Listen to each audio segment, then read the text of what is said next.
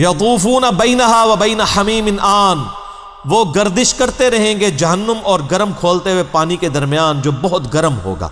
یعنی گرم پانی، وہاں پہ پیاس لگے گی، پہلے تو بھوک لگے گی تو کڑواہٹ والا ان کو زقوم کا درخت کھلایا جائے گا، اس کے بعد سخت پیاس لگے گی اتنی سخت کہ وہ پانی کو اوائڈ نہیں کر سکیں گے، لیکن پانی ہوگا اتنا زیادہ گرم کہ وہ چہرے کے قریب لے کے جائیں گے. تو قرآن پاک میں کئی جگہ یہ آیات آئی ہیں کہ ان کے چہرے کی کھال لٹک جائے گی، ان کی انتڑیاں جو ہے وہ جل جائیں گی. اللہم اجرنا من النار، اللہم اجرنا من النار، اللہم اجرنا من النار. فَبِأَيِّ آلَاءِ رَبِّكُمَا تُكَذِّبَانِ، تو تم اپنے رب کی ان غضب کی بڑی بڑی نشانیاں ان کو کیسے جھٹلا سکتے ہو اے جن و انس کے گروہ. یہاں پہ یہ ترجمہ ہوگا، نعمت ترجمہ نہیں ہوگا. ٹھیک ہوگا.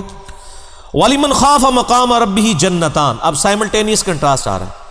اور جو ڈرتا ہے اپنے رب کے حضور پیشی سے کہ اسے مر کے اکاؤنٹیبل ہونا ہے اللہ کی بارگاہ میں، اس کے لیے تو دو جنتیں ہیں. فَبِأَيِّ آلَاءِ رَبِّكُمَا تُكَذِّبَانِ ذَوَاتَا أَفْنَانٍ، دونوں باغ پھلدار ٹہنیوں والے ہوں گے. افنان کہتے ہیں عربی زبان میں جو یعنی ٹہنیوں کو. تو یہ جو جنتیوں کے جو ان کو باغات دیے جائیں گے وہ پھلدار درخت ہوں گے ٹہنیوں والے. وہ تو پھر صحیح بخاری میں اس کی ڈیٹیل آتی ہے نا کہ جنت میں ایک ایک درخت ایسا ہے کہ اگر ایک گھوڑ سوار 100 سال تک، صحیح بخاری میں آتا ہے 100 سال تک گھوڑے پہ بھاگتا رہے، اس کے سائے سے باہر نہیں نکل سکتا. یہ جناب سائز ہے ایک درخت کا، سر ایک درخت کا. تو کائنات پھر کتنی بڑی ہے. بخاری مسلم میں آتا ہے جو سب سے آخر میں جنت میں جائے گا نا دوزخ سے نکال کے، وہ سب سے ادنا درجے کا جنتی ہوگا. لاکھوں کروڑوں سال دوزخ میں جلے گا، جب اس کے سارے گناہ دھل جائیں گے دوزخ کے عذاب کے عوض، اور بس اس کے پلے صرف یہ نیکی ہوگی، اس نے زندگی میں ایک دفعہ لا الہ الا اللہ کہا ہوگا، بس یہ کلمہ اس نے پڑھ لیا ہوگا، لا الہ الا اللہ محمد رسول اللہ.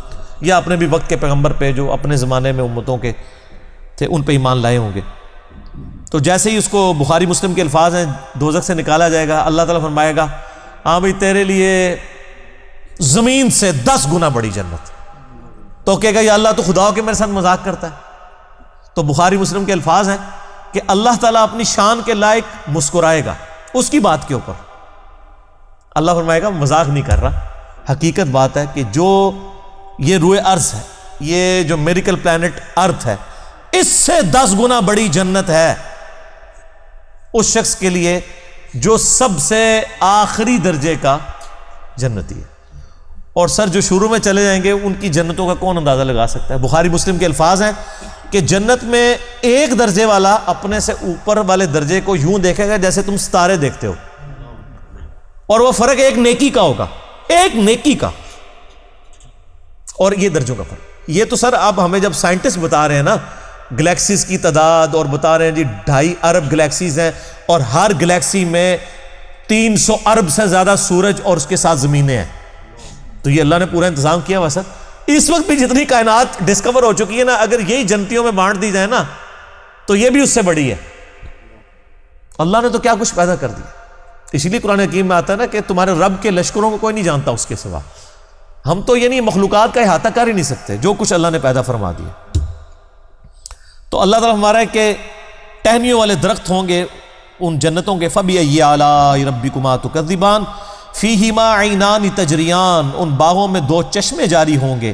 فَبِأَيِّ آلَاءِ رَبِّكُمَا تُكَذِّبَانِ فِيهِمَا مِن كُلِّ فَاكِهَةٍ زَوْجَانِ، اور ان باغوں میں ہر طرح کے میووں کی بھی 2 قسمیں ہوں گی، ہر میوے کی 2 قسمیں ہوں گی.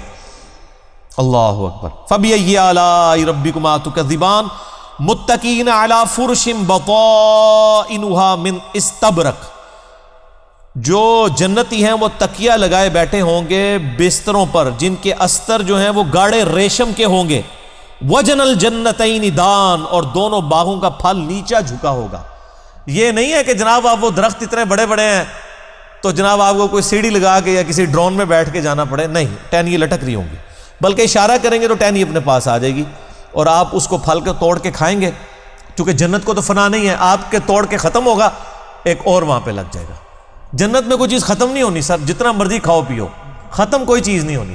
جو آپ کھائیں گے نا آپ، اچھا، اور آپ کو بھی تکلیف سے آزاد کر دیا، کوئی پیشاب نہیں ہے، کوئی پخانہ نہیں ہے، بخاری مسلم کے الفاظ ہیں، ایک خوشبودار ڈکار آئے گی، سب کچھ ہضم، اور کوئی قبض والا معاملہ نہیں ہوگا، کوئی پیٹ خراب ہونے والا نہیں ہوگا، وہاں اپنے آپ لذت کے لیے کھائیں گے اور بھوک بھی نہیں ہوگی، بھوک کے بغیر بھی لذت کی وجہ سے آپ کھانا کھائیں گے، اور لذت کی وجہ سے آپ جتنا مرضی، یہاں پہ بھی لوگ بھوک کے بغیر لذت کے لیے کتنا کچھ کھا جاتے ہیں، کہتے ہیں میں تو انہیں کھانا کھا کے آیا تو رکھو تو پھر 2 پلیٹیں کھا جاتے ہیں، ٹھیک ہے، ادھر بھی اتنے لوگ موجود ہیں، بعض میں جو کچھ بھی بیچاروں کے ساتھ ہوتا رہے تو وہ ایک علیحدہ بات ہے، لیکن وہاں پہ یہ کچھ نہیں ہوگا۔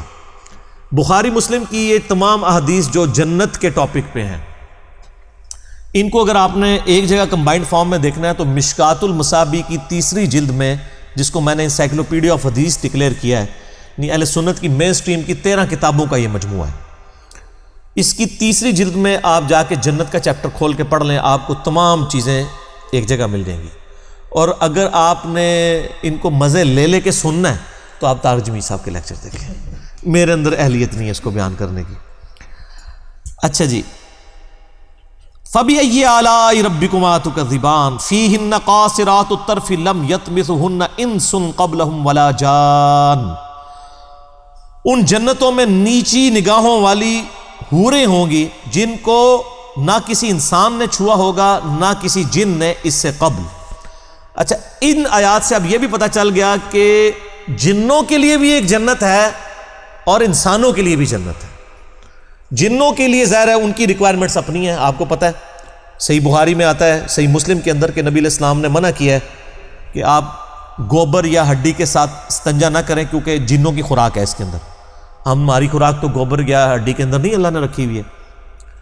تو جنوں کی آرائش کا، ان کی جو خواہشات کا سامان الگ سے ہے، ان کی جنت الگ ہے، انسانوں کی جنت الگ ہے، لیکن ان کے لیے اپنی جنیاں ہوں گی، تواڈے سے تواڈیاں جنیاں ہوں گی، ٹھیک ہے، وہاں لیکن جنیاں نہیں ہوں گی، وہاں پہ بڑی شریف قسم کی بیویاں ہوں گی جی۔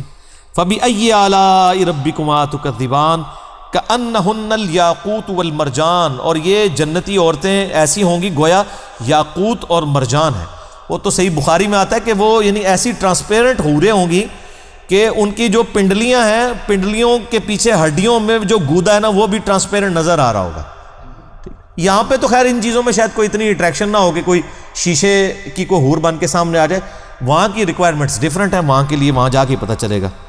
فَبِأَيِّ آلَاءِ رَبِّكُمَا تُكَذِّبَانِ هَلْ جَزَاءُ الْإِحْسَانِ إِلَّا الْإِحْسَانُ، احسان کا بدلہ بجز احسان کے کیا کچھ اور بھی ہو سکتا ہے؟ ہائے ہائے ہائے، یہ اللہ ہی کا ہی فضل ہے سر۔ اس کی اس آیت کا جو سوز و گداز ہے نا وہ ایک عربی سمجھ سکتا ہے۔ اللہ تعالیٰ فرماتا ہے کہ جس نے زندگی میرے لیے گزاری، جس نے میرے لیے دنیا میں تکلیفیں اٹھائیں، حلال و حرام کی تمیز کی، روکھی سوکھی کھا لی، میری وجہ سے اسے دنیا میں نمازوں کی مشقت اٹھانی پڑی، روزوں کی مشقت اٹھانی پڑی، جس نے اتنا احسان کیا ہے، اللہ پہ تو نہیں کیا لیکن اللہ تعالیٰ قدردان ہے۔